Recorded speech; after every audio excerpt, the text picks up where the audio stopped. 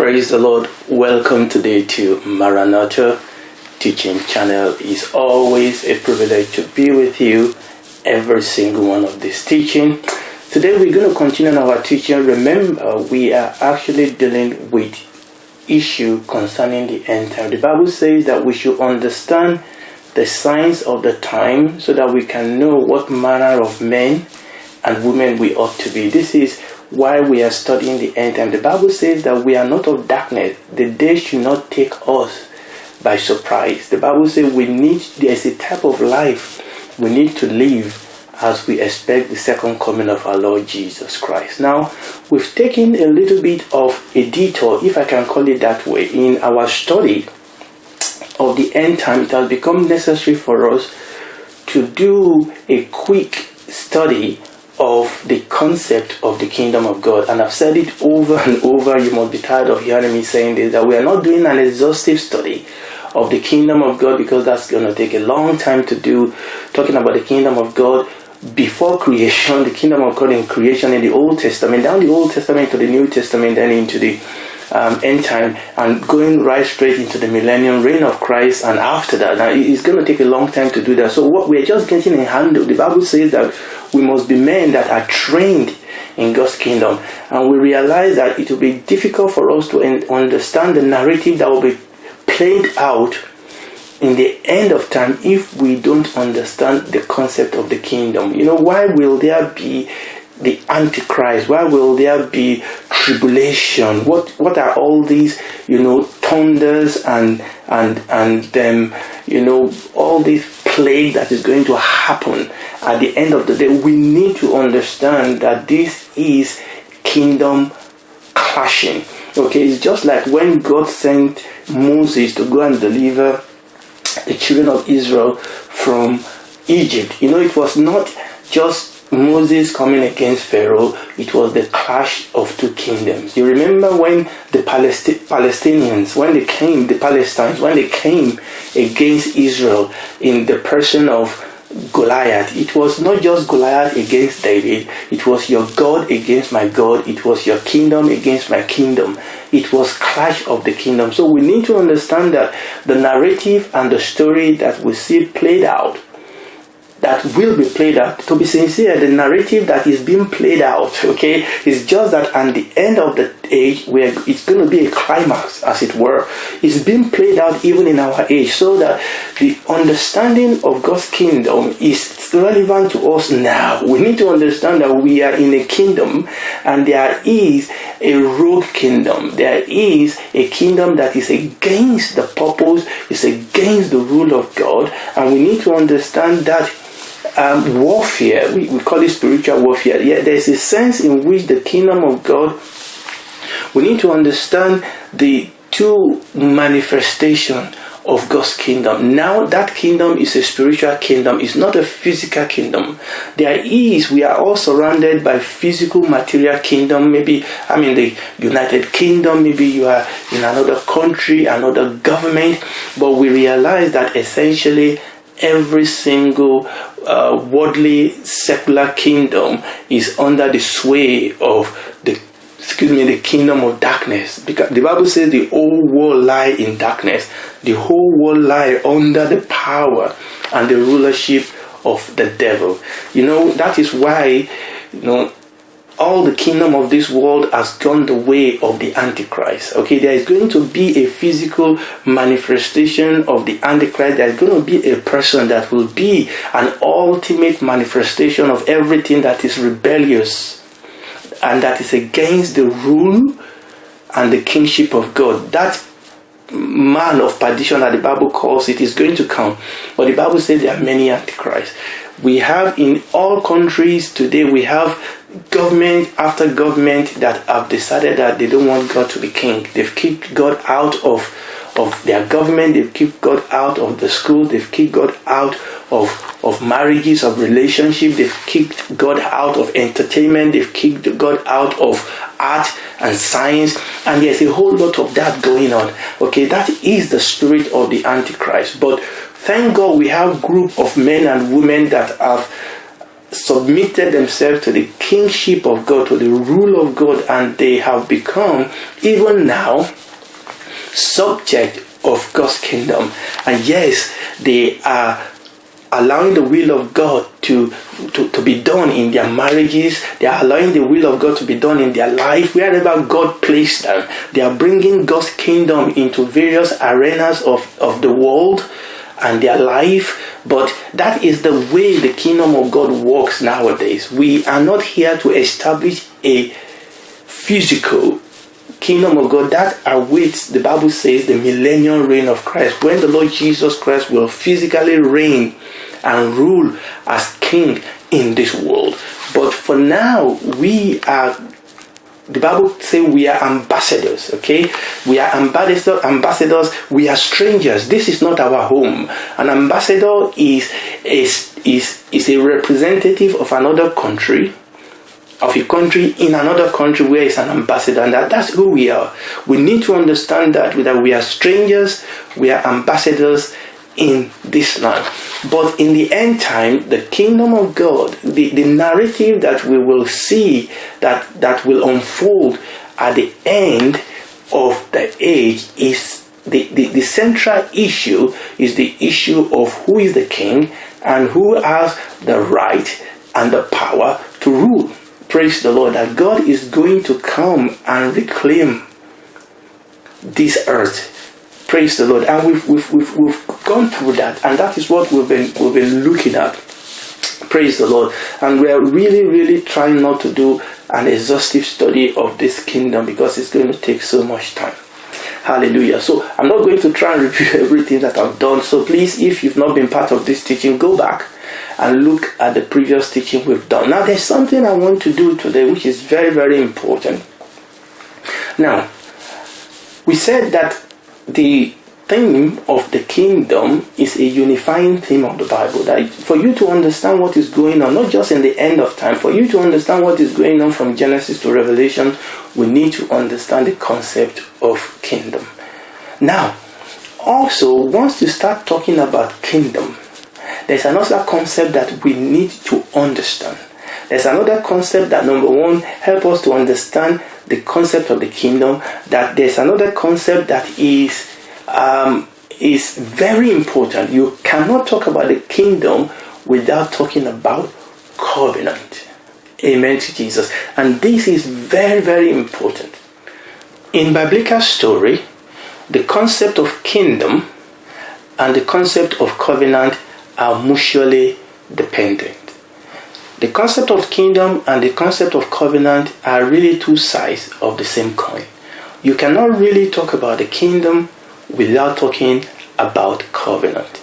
Now, when we talk about the kingdom, now we said that the kingdom is primarily about the king. Yes, sometimes people use the word kingdom in a general sense, talking about the subject of the kingdom, and sometimes people use the word kingdom in a general sense, talking about the realm of the kingdom. But we said that actually the primary meaning of the kingdom is really the right and the power and the sovereignty of the king to rule.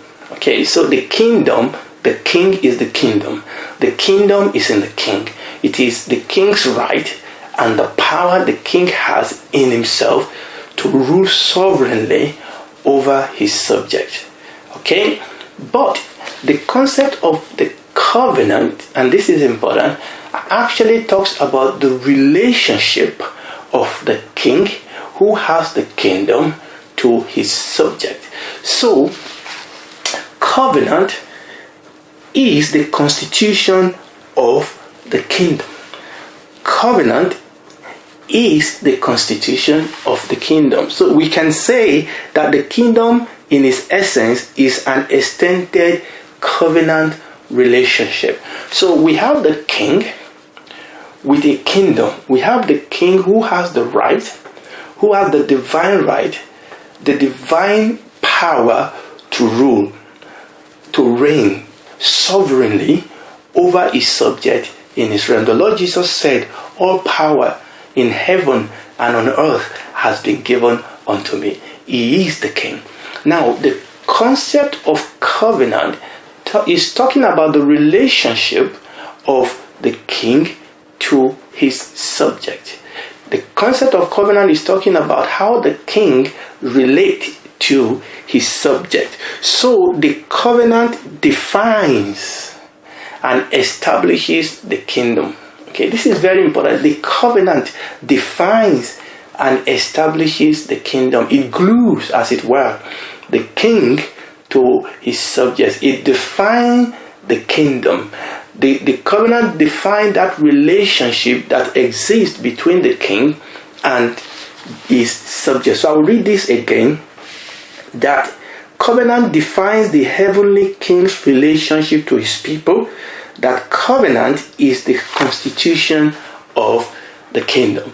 Now, we are not going to do an exhaustive study of covenant. So, just like we said that the theme of the kingdom is a unifying concept of the Bible, and we said kingdom and covenant are mutually dependent. They are two sides of the same coin. So you will understand also that the concept of covenant is also a unifying theme of the Bible. Where you see the kingdom, you will see covenant. Where you see the king, you will see the kingdom. And where you see the kingdom, you will see covenant. Where you see the king, you will see the kingdom. Where you see the kingdom, you will see covenant. I will say this way. Where you see the king, you will see power. Where you see the king, you will see dominion. Where you see the king, you will see authority. But also where you see the king, you will see his relationship with his subject. You see, that is the covenant. King, kingdom, covenant. King, dominion, relationship. And that is what you see through the scripture. In Genesis, we see the kingdom of God. We see the power of God creating. Amen. In the beginning, God created. Oh, hallelujah. We see the kingdom. We see the kingdom of God creating. But when God creates, God comes into covenant with his creation. And this is very important. When God creates, God's creation is covenantal.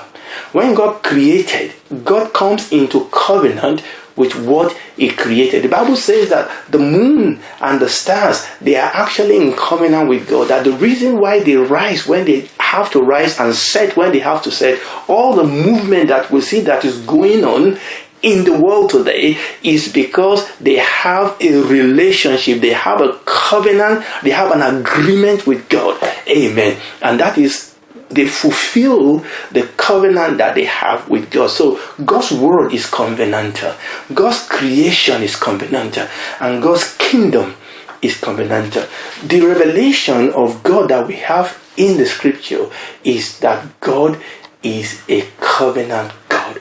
God is a God of covenant and God is a covenant keeping God. It is very, very essential for us, and I cannot stress this. It is so important for us to understand the truth about the kingdom, to understand the concept of covenant. It is really so essential for us as Christians to understand the concept of kingdom and the concept of covenant in order for us to walk in the reality of these truths. Also, in order for us to understand the narrative that is going to play out at the end of the time. And that's the time in which we live. We see a whole lot of things happening around us in the days in which we live. So this is important for us, that we understand this concept, we understand this truth, so that we can walk in their reality. We need to walk in the reality of covenant. We need to be covenant-oriented people. We need to be kingdom-oriented people. We need to be covenant-oriented, kingdom-oriented in our outlook, in our paradigm, in our thought, in our action. We need to understand that we are subject of God's kingdom and that we have a covenant with the King. And this is very important. Again, I'm not doing an exhaustive study of covenant and kingdom, but it is important for us to establish this. Let's read this concerning what the Bible said about Abraham, but we'll read it in Hebrews chapter 6 And I will read verses 13 to 20 in the King James translation. Remember, we are just skimming the surface because we need to move on in our study. Hebrews chapter 6 verses 13 to 20. The Bible says that for when God made promise to Abraham, because he could swear by no greater, he swore by himself, saying, surely blessing I will bless thee, and multiplying I will multiply thee. And so after he had patiently endured, he obtained the promise. For men verily swear by the greater, and an oath for confirmation is to them an end of all strife, wherein God, willing much more abundantly to show the heir of the promise the immutability of his counsel, confirm it with an oath, that by two immutable things in which it was impossible for God to lie, we might have a strong consolation who have fled for refuge, to lay hold upon the hope that is set before us, which hope we have as an anchor for the soul, both sure and steadfast, which entereth into that within the veil, where withal the forerunner is for us enter, even Jesus, made an high priest forever after the order of Melchizedek.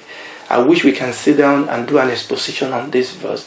But when you read the scripture and you read something about oath, about sacrifice, about blood, about blessing, these are all characteristics of covenant.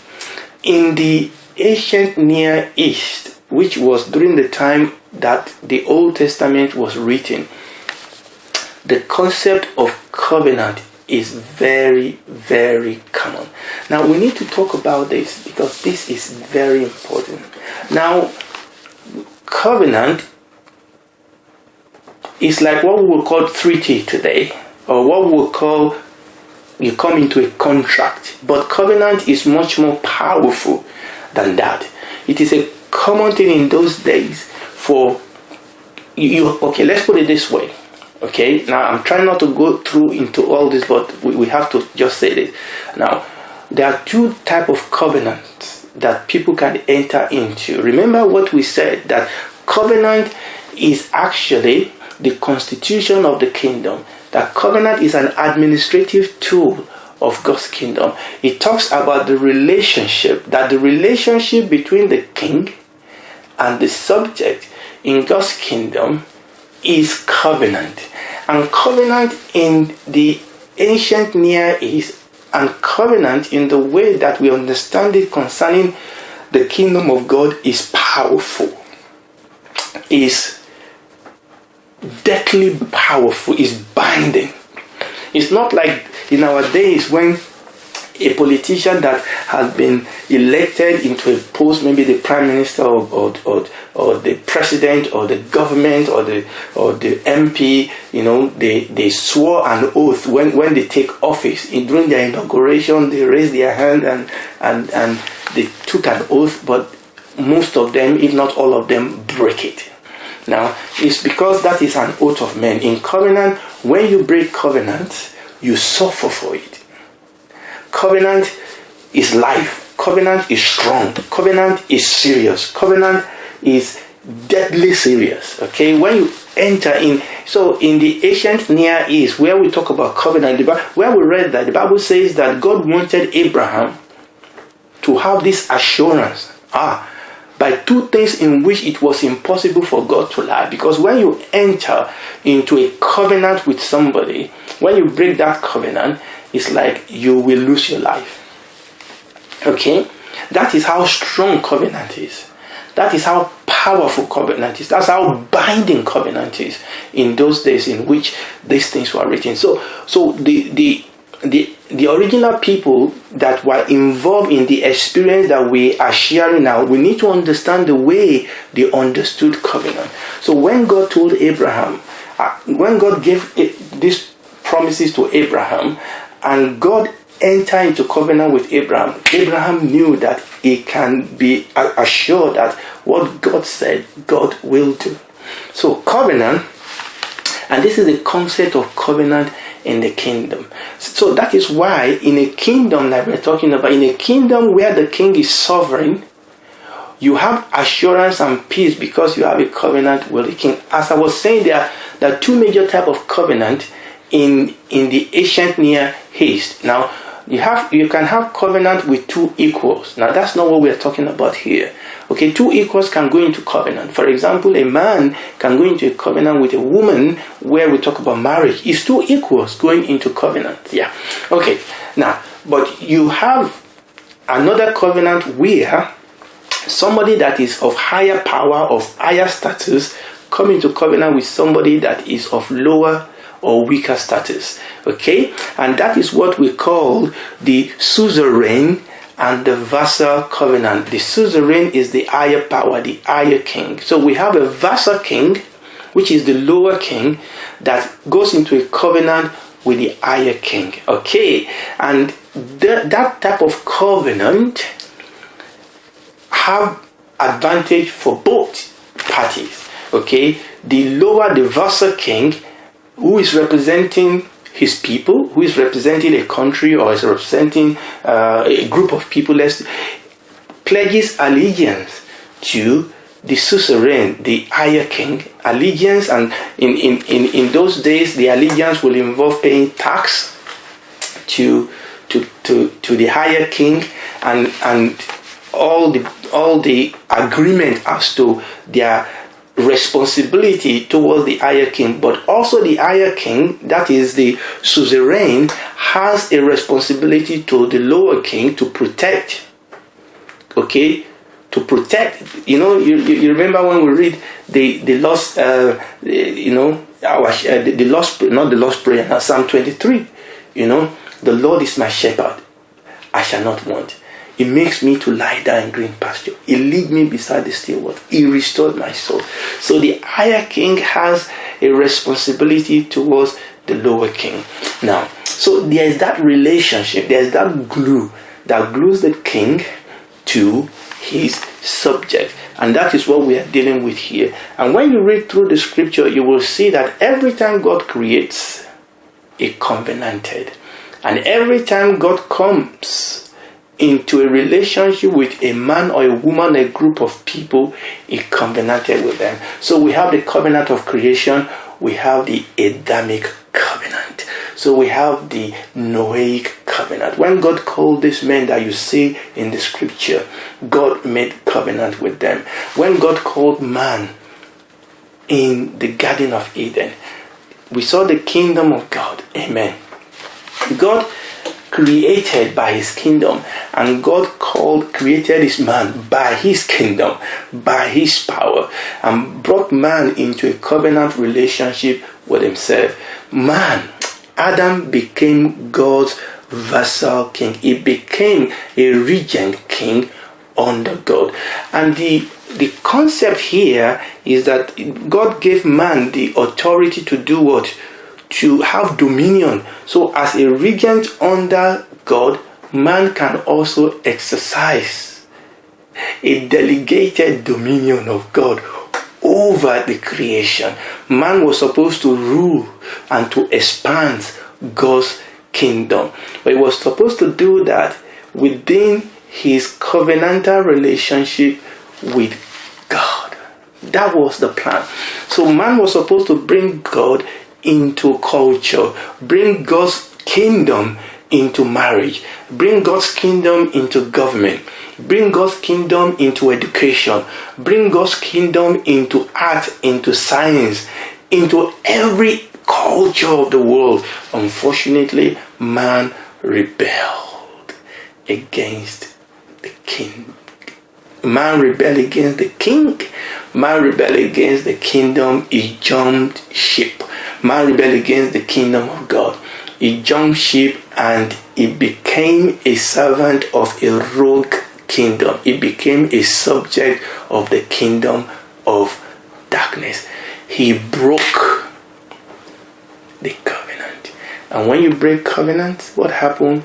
There is going to be a punishment. When you break covenant, there's a repercussion.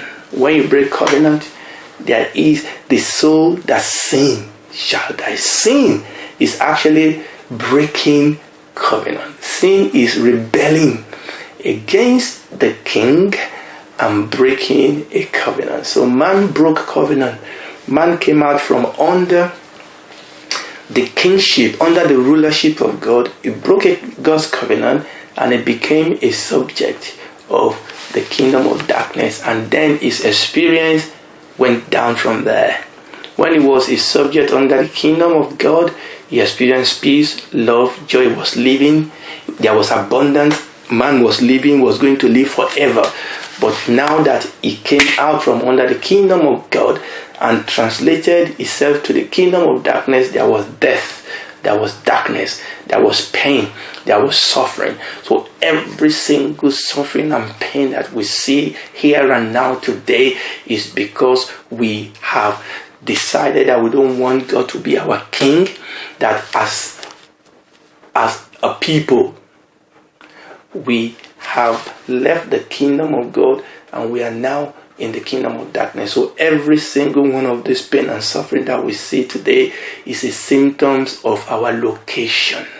It's a symptoms of our citizenship as a human being. So if people say if God is God, why does God allow suffering? It's not God's fault. In fact, God is doing everything He can to reach out to us in our situation.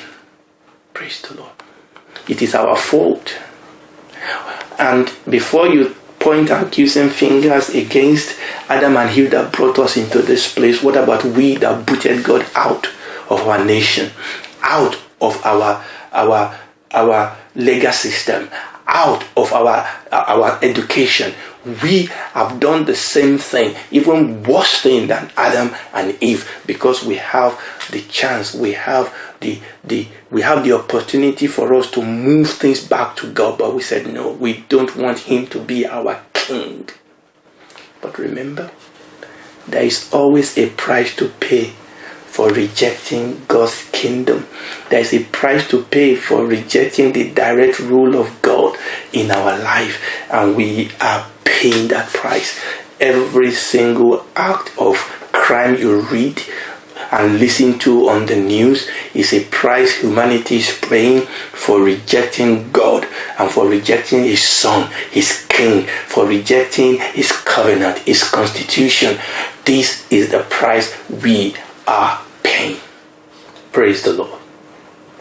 Now, the story of covenants is brought out for us powerfully in the story of the Gibeonites. You remember the story of the Gibeonites in Joshua chapter 9 and chapter 10.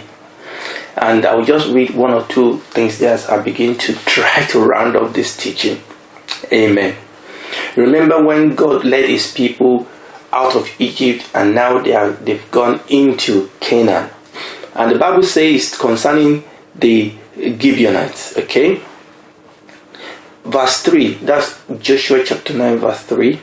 And when the inhabitants of Gibeon heard what Joshua had done unto Jericho and Ai, they did walk willingly and went and made as if they had been ambassadors, and took old sack upon their axes, and wine bottle old and rent, and bound up, and old shoes and cloth upon their feet, and old garment upon them, and all the bread of their provision were dry and moldy.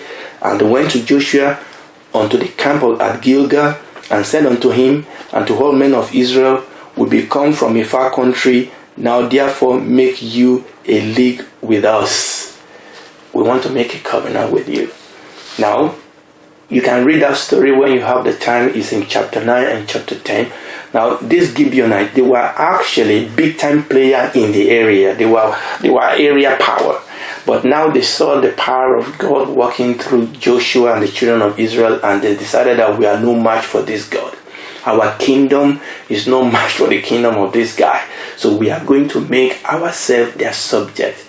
So they went to Joshua and they asked for Joshua to come into a covenant with them. That's what they are saying, make you a league with us. To cut a long story short, Joshua, without asking from God, actually came into covenant with them. And finally, Israel got to know.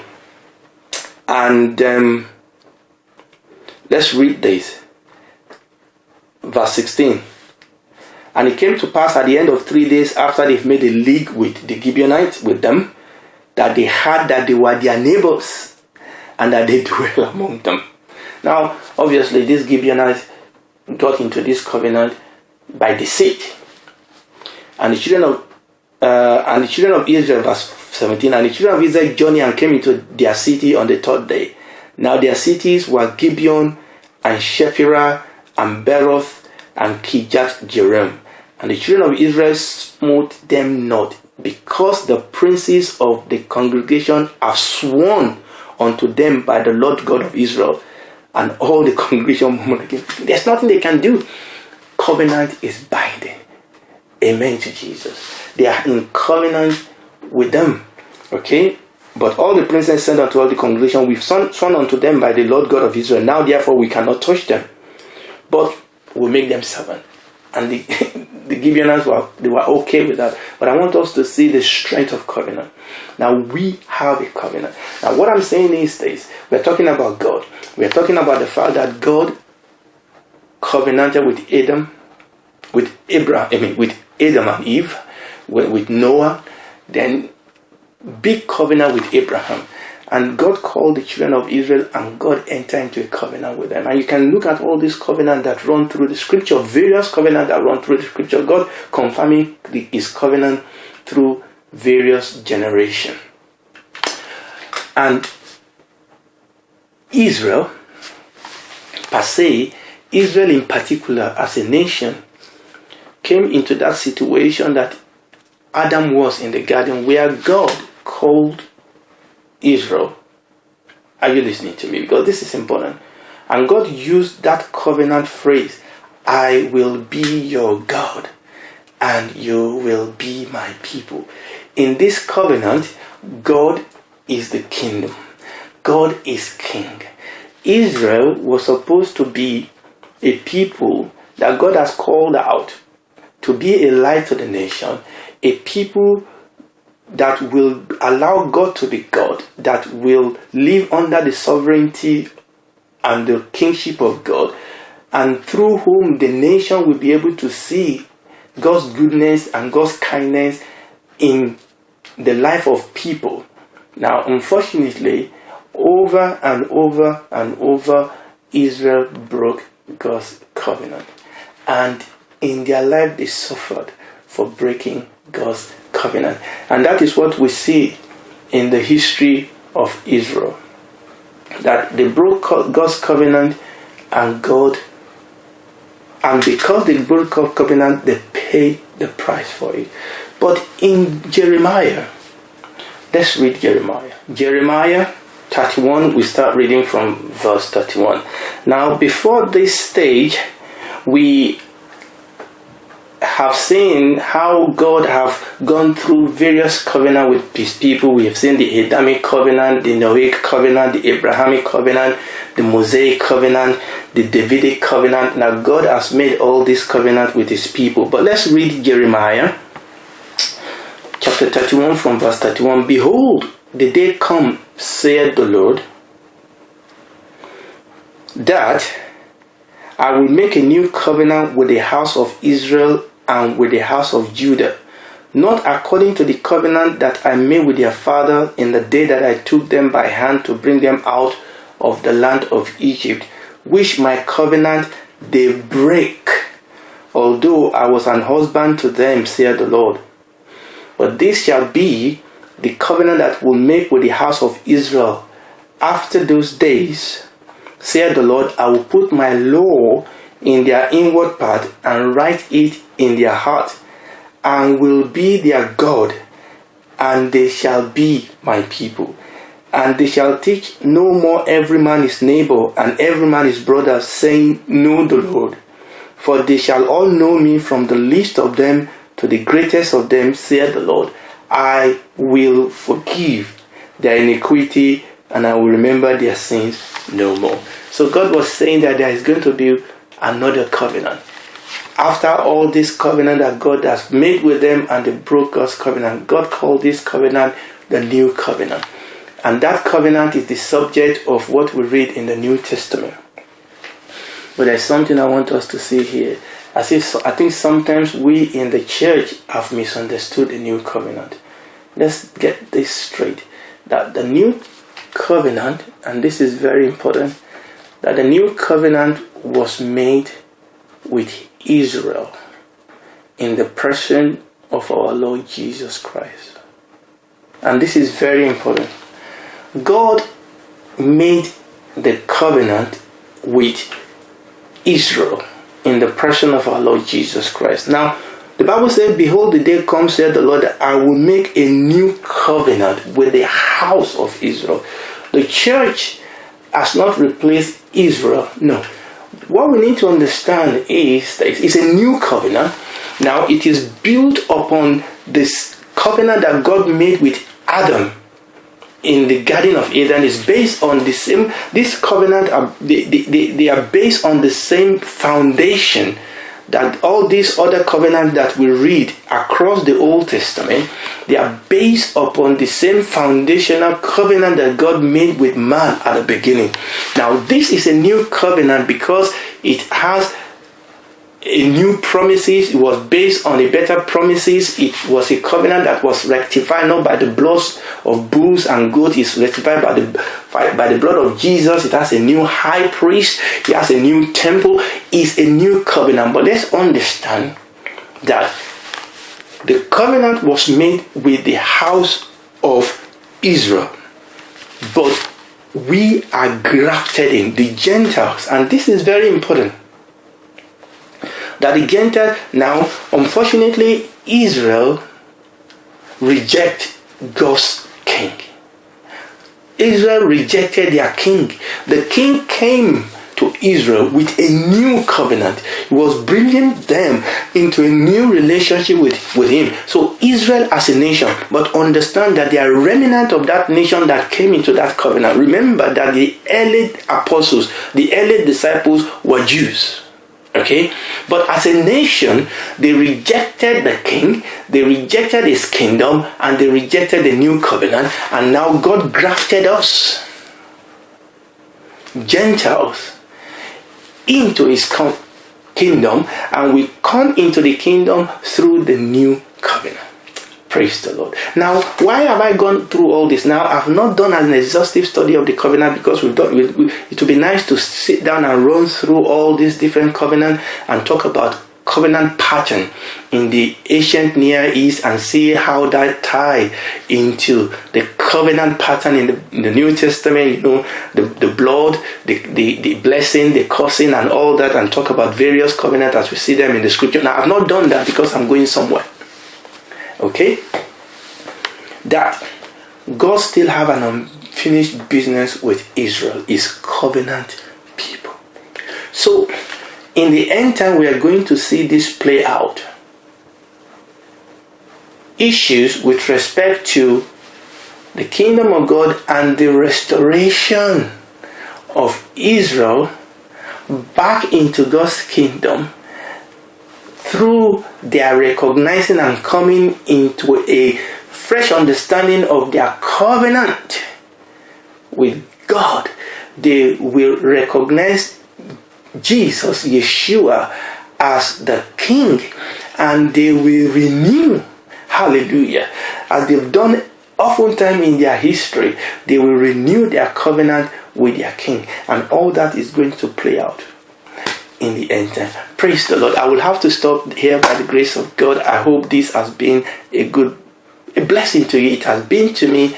I'm teaching this and learning at the feet of Jesus and by the Holy Spirit all this truth that we can walk in now. Yes, we are talking about the end time, but these are truth that we can walk in now and experience God. You know, he said they will know me from the least. That's the new covenant. We are in a relationship with the King that we can know. We can go into the palace. He said we should come boldly to the throne of grace. We should come boldly. He said they can know me. He's not a king that is afar off. He's a king that is available. He is accessible. Praise the Lord. We can know him. We can experience him. And we can be a bearer of the glory of the kingdom. The Bible says that the creation is waiting for the manifestation of the sons and daughters of God. He said, you are my witness. He said, go into all the world and preach the gospel. We can actually be his vessel. We can be his hand, his leg, we can be his mouth. We said, the work that I do shall you do, and greater works than this. We can be his ambassador wherever he has placed us. So we can, when we understand the king and we understand the covenant, it is a truth that we can live in here and now and see the glory of the king and his beauty being manifested and being played out in our life. Praise the Lord forevermore. Hallelujah. Please join me next week as we study this wonderful word of God. God bless you.